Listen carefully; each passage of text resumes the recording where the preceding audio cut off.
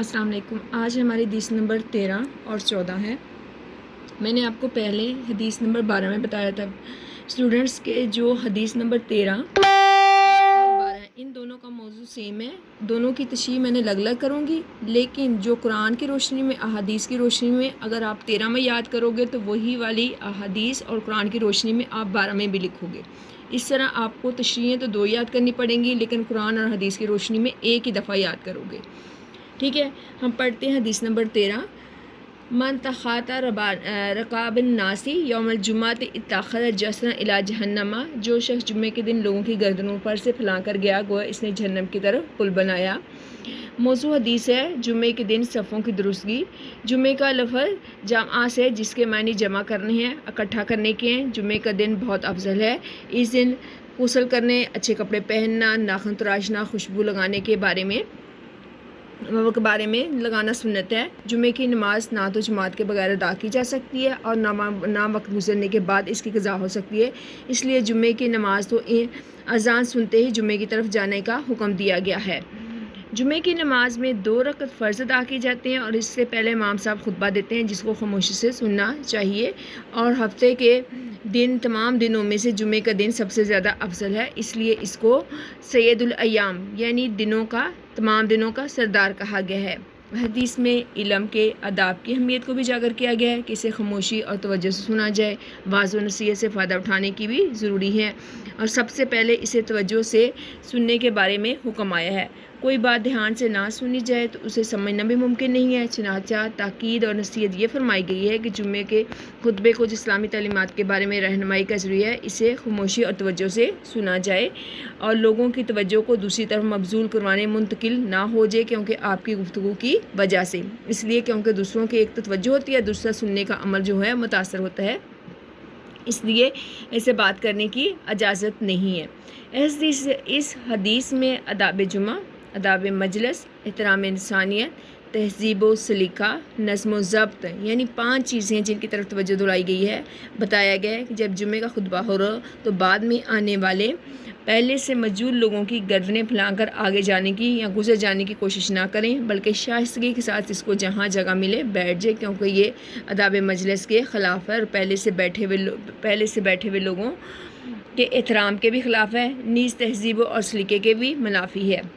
قرآن کی روشنی میں جمعے کی فضیلت کیسے بیان کی گئی ہے؟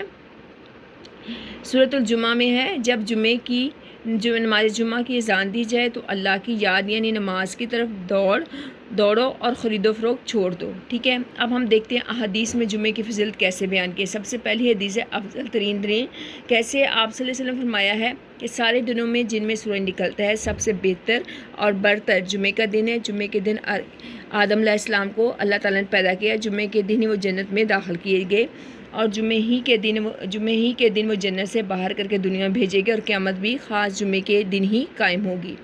اب دوسری حدیث ہم دیکھتے ہیں جمعے کی نماز چھوڑنے والے۔ جب جمعہ چھوڑنے والے لوگ یا تو اپنی حرکت سے باز دیں یا یہ ہوگا کہ ان کے اس گناہ کی سزا میں اللہ تعالیٰ ان کے دلوں میں مہر لگا دیں گے اور پھر وہ غافلوں میں سے شامل ہو جائیں گے۔ حضرت عبداللہ بن مسعود رضی اللہ تعالیٰ عنہ فرماتے ہیں کہ نبی کریم صلی اللہ علیہ وسلم نے فرمایا ہے کہ جو لوگ نماز جمعہ سے پیچھے رہ جاتے ہیں جی چاہتا ہے ان کو اپنی جگہ حکم دوں کہ لوگوں کو نماز پڑھائیں، پھر جو لوگ جمعے سے پیچھے رہ جائیں ان کے گھروں کو آگ لگا کر جلا دوں۔ جمعے کے دن غسل، جب کوئی جمعے کی نماز پڑھ لے تو اسے غسل کر کے آنا چاہیے۔ جمعے کے دن بالغ اور جوان کے لیے غسل کرنا لازمی ہے، مسواک کرنا، خوشبو لگانا اگر میسر ہو تو۔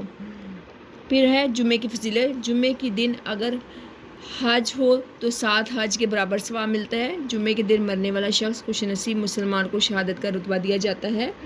جمعے کے دن دوزخ کی آگ نہیں جلائی جاتی۔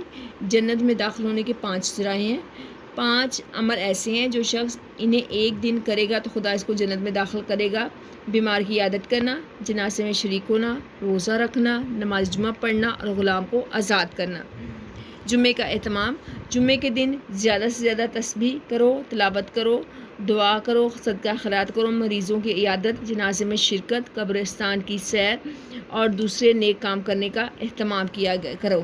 جمعے کے دن درود، جمعے کے دن مجھ پر کثرت سے درود بھیجو، تمہارے درود مجھ پر پیش ہوتا ہے اور ہمیشہ ہوتا رہے گا۔ نماز جمعہ کی اہمیت، جو شخص جمعے کی نماز صحیح طریقے سے پڑھتا ہے تو اس کے ہفتے بھر کے تمام گناہ معاف ہو جاتے ہیں۔ جس نے جمعے کی ایک رکعت بھی پڑھی تو اس سے جمعے کو پا لیا۔ جمعے کی نماز جماعت کے ساتھ ادا کرنا ہر مسلمان پر لازم اور واجب ہے۔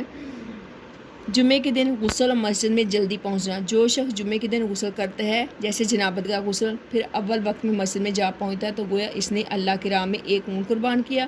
پھر جو دوسری ساتھ میں پہنچا تو اس نے گائے کی قربانی کی۔ پھر جو تیسری ساتھ میں پہنچا تو گویا اس نے سینگ والا مینڈا قربان کیا۔ پھر اس کے بعد چوتھی ساتھ میں پہنچا تو اس نے اللہ کی راہ میں انڈا دیا۔ آپ صلی اللہ علیہ وسلم کا خطبہ، آپ صلی اللہ علیہ وسلم جب خطبہ دیتے تو آپ صلی اللہ علیہ وسلم کی آنکھیں سرخ ہو جاتی، آواز بلند ہو جاتی، سخت غصہ اور جلال کی کیفیت پیدا ہو جاتی، یہاں تک کہ آپ صلی اللہ علیہ وسلم کی حالت اس شخص کی سی ہو جاتی جو دشمن کے لشکر کو دیکھ کر آیا ہو اور اپنی قوم کو بچاؤ پر آمادہ کرنے کے لیے اس سے کہتا ہو، دشمن کا لشکر قریب آ پہنچے پر صبح شام تم پر آ پڑنے والا ہے۔ عملی پہلو ہیں اجتماعی نظم و ضبط، ضبط نفس، احترام انسانیت، اعمال کی کیفیت، قرب الہی، صبر و استقامت، اجر و ثواب کا باعث۔ اب اس کے معروضی سوالات دیکھتے ہیں۔ جو شخص جمعے کے دن لوگوں کی گردنوں سے پھلانگ کر گیا تو گویا اس نے جہنم کی طرف کیا بنایا؟ اس نے پل بنایا۔ تخطہ کا مطلب کیا ہے؟ جس نے پھلانگا، ٹھیک ہے۔ جسرن کا مطلب کیا ہے؟ پل۔ اور جامعہ تعلیم دینے کے لیے موضوع بنایا گیا ہے کس کو؟ آداب نماز جمعہ کو۔ جب جمعے کا خطبہ ہو رہا ہو تو جمعے میں آنے والے پہلے سے بیٹھے ہوئے لوگوں کی نہ پھلانگ کر جائیں گردنیں۔ لوگوں کی گردنوں کو پھلانگ کر آگے جانا خلاف ہے کس کے؟ آداب مجلس کے۔ تہذیب و سلیقے کے منافی ہے۔ تہذیب و سلیقے کے منافی کیا ہے؟ تہذیب و سلیقے کے خلاف کیا ہے؟ گردنیں پھلانگنا۔ خطبہ جمعہ کے دوران بیٹھنا چاہیے کہاں؟ جہاں جگہ مل جائے۔ اب دیکھتے ہیں مختصر سوالات۔ آداب جمعہ کے بارے میں حدیث کا ترجمہ کیے۔ جو شخص جمعے کے دن لوگوں کی گردنیں پھلانگ کر گیا تو اس نے جہنم کی طرف پل بنایا۔ جو لوگوں کی گردنیں پھلانگنے والے کے بارے میں کیا فرمایا؟ اس کے بارے میں یہی فرمایا کہ اس نے جہنم کی طرف پل بنایا۔ من تخطی رکاب الناس، اس حدیث میں کس بات کی طرف توجہ دی گئی ہے؟ آداب مجلس، آداب جمعہ، احترام انسانیت، تہذیب، سلیقہ، نظم و ضبط کی طرف توجہ دلائی گئی ہے۔ معاشرت کی خوبیوں کے بارے میں ایک جامعہ تعلیم دینے کے لیے کس کو موضوع بنایا گیا ہے؟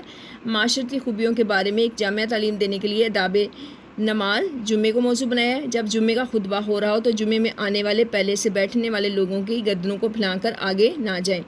لوگوں کی گردنوں سے پھلانگ کر جانا کیوں منع ہے؟ یہ بات آداب مجلس کے خلاف ہے، پہلے سے بیٹھے ہوئے لوگوں کے احترام کے بھی خلاف ہے، نیز تہذیب و سلیقے کے بھی منافی ہے۔ خطبہ جمعہ کے دوران آنے والے افراد کو کہاں بیٹھنا چاہیے؟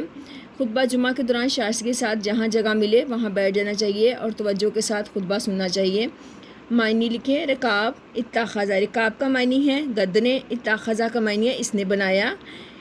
ترجمہ لکھیں۔ اتخاذہ جسرن الی جہنم، اتخاذہ پیچھے ہم نے بتایا اس نے بنایا، اور جسرن کا مطلب ہوتا ہے پل، الا کا مطلب ہے طرف، اور جہنم کا مطلب ہوتا ہے جہنم، اس نے جہنم کی طرف پل بنایا۔ حدیث نمبر 14 ہے اذا اقیم الصلاۃ فلا تأتوها تسعون واتوها تمشون علیکم السکینۃ فما ادرکتم فصلوا وما فاتکم فتموا۔ جب نماز کھڑی ہو جائے تو اس کے لیے دوڑتے ہوئے نہ آؤ بلکہ اطمینان وقار سے چلتے ہوئے آؤ۔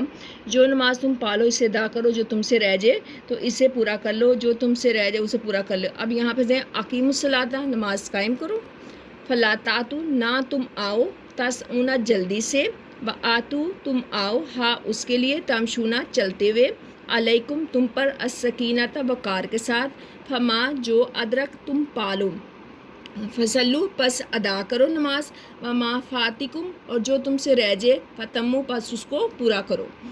موضوع حدیث باجماعت نماز کے آداب۔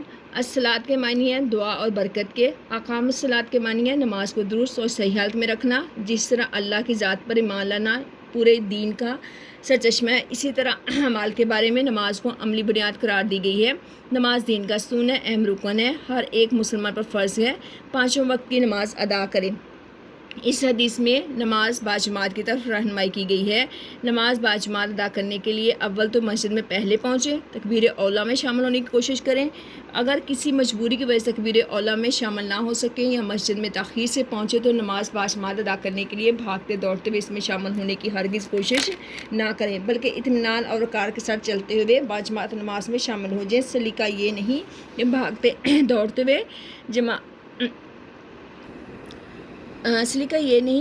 دوڑتے ہوئے جماعت میں شریک ہوں، بلکہ کہیں کوئی رکعت میں رہ نہ جائے۔ یہ عمل اللہ کو سخت ناپسند ہے، انسانی وقار اور خانہ خدا کے آداب کے خلاف ہے، یعنی بھاگتے دوڑتے ہوئے لوگوں کی گردنیں پھلانگ کر مت آؤ، جہاں جگہ ملے وہاں اس کو ادا کر لو، اور جو سی رکعت ملے اس کو ادا کر لو، جو رہ جائے اس کو بعد میں ادا کریں۔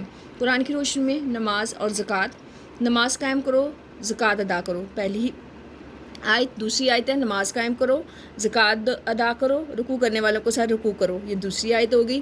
اس کے بعد ہے نماز کرنے والے اور مال خرچ کرنے والے، یہ تیسری قرآنی آیت ہے۔ پھر آگے ہے یہ ہے کہ یہ کتاب پرہیزگاروں کے لیے ہدایت ہے، جو نماز قائم کرتے ہیں، جو مال ہم نے دیا وہ اللہ کی راہ میں خرچ کرتے ہیں۔ اس کے بعد ہے جو نماز قائم کرتے ہیں اور جو مال ہم نے دیا وہ خدا کی راہ میں خرچ ہیں، یہی سچے مومن ہیں۔ آخری الفاظ فرق ہیں، دونوں الگ الگ قرآنی آیتیں ہیں، ٹھیک ہے۔ آگے ہے نماز کے فوائد۔ یہ ساری قرآنی آیتیں ہیں۔ بے شک نماز بے حیائی برے کاموں سے روکتی ہے۔ اے ایمان والو، صبر و نماز کے ذریعے اللہ کی مدد طلب کرو، جس کا وضو نہیں اس کی نماز نہیں ہے۔ یہ آگے چلیں۔ احادیث کی روشنی میں نماز صحیح طریقے سے ادا نہ کرنے کا انجام، جو نماز صحیح طریقے سے ادا نہ کی جائے اس شخص کے لیے بد دعا کرتی ہے، یا اللہ اس شخص کو ایسے توڑ دے جیسے اس نے توڑا۔ کتنے نمازی ایسے ہیں جن کی نماز ادا کرنے کے بعد ان کے منہ کی طرف پھینک دی جاتی ہے۔ آگے حدیث ہے رکوع اور سجدہ کا خیال جو نہیں رکھتا ہے، جو لوگ رکوع اور سجدہ کا خیال نہیں کرتے، قیامت کے دن ان کے منہ پشتوں کی طرف الٹائے جائیں گے۔ بدترین چوری نماز کی چوری ہے، یعنی رکوع اور سجدے کو صحیح طرح سے ادا نہ کیا جائے۔ نماز میں خیال۔ اے مسلمانوں، جب تم نماز ادا کرو تو یہ خیال کرو تم اللہ کو دیکھ رہے ہو، اگر تم اللہ کو دیکھ نہیں رہے تو یہ خیال کرو وہ تمہیں دیکھ رہا ہے۔